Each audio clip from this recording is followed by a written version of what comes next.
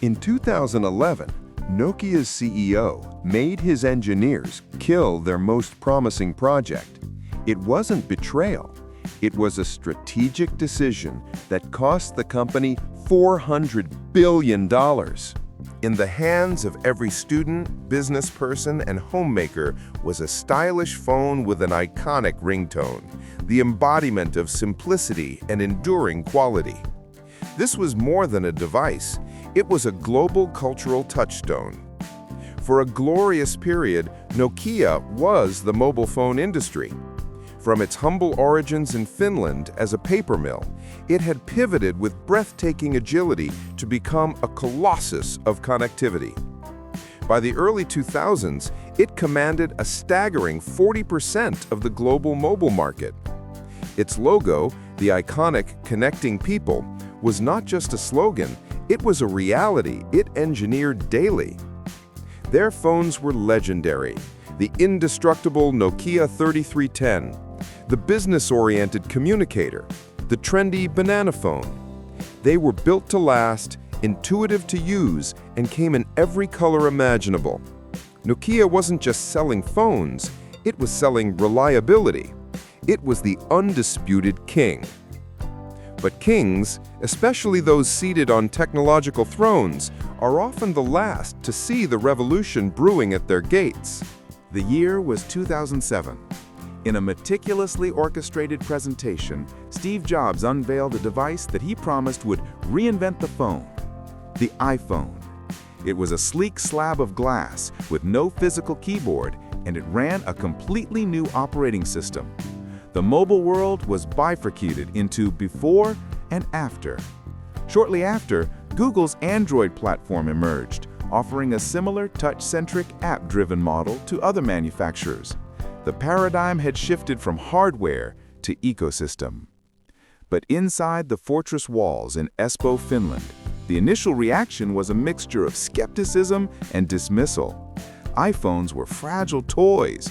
Android was a messy experiment. Internal memos from the time reveal a startling confidence. Apple may set a new standard, but we can withstand the competition. The first cracks were dismissed as phantom bugs, glitches in the aging Symbian operating system that engineers were told to downplay. It was a catastrophic failure of perception. While Nokia was focused on making better hardware, the world had started to value software above all else. As the threat materialized, paralysis set in. Nokia was now a company at war with itself. On one front, armies of engineers were desperately trying to patch the bloated and aging Symbian OS.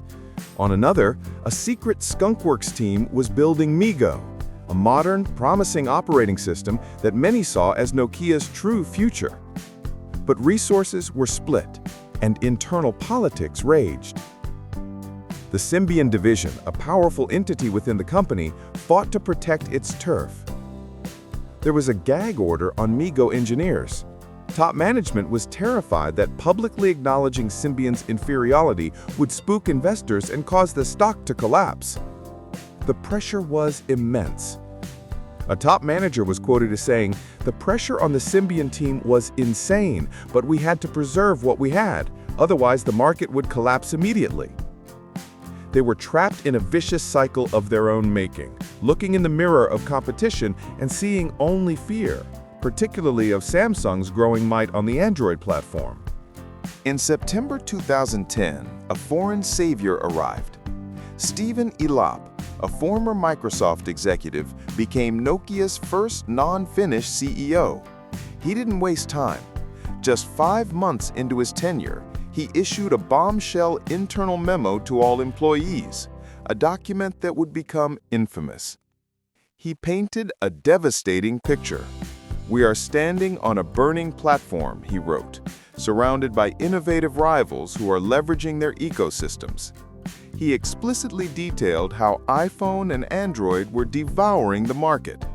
For the first time, a Nokia leader was publicly admitting the company was in a crisis for survival. The memo was meant to be a rallying cry, a call for radical change. And it was. But the radical change he proposed would prove to be the most controversial decision in the company's history. Elop's burning platform memo set the stage for a radical cure. In February 2011, he announced the unthinkable, a strategic partnership with Microsoft. Nokia would abandon its own operating systems, both the aging Symbian and the promising MeGo, and bet its entire smartphone future exclusively on Windows Phone. The rationale was that competing against the Android titan, Samsung, on its own turf was a losing battle. By aligning with Microsoft, Nokia could be a hero partner in a three-horse race.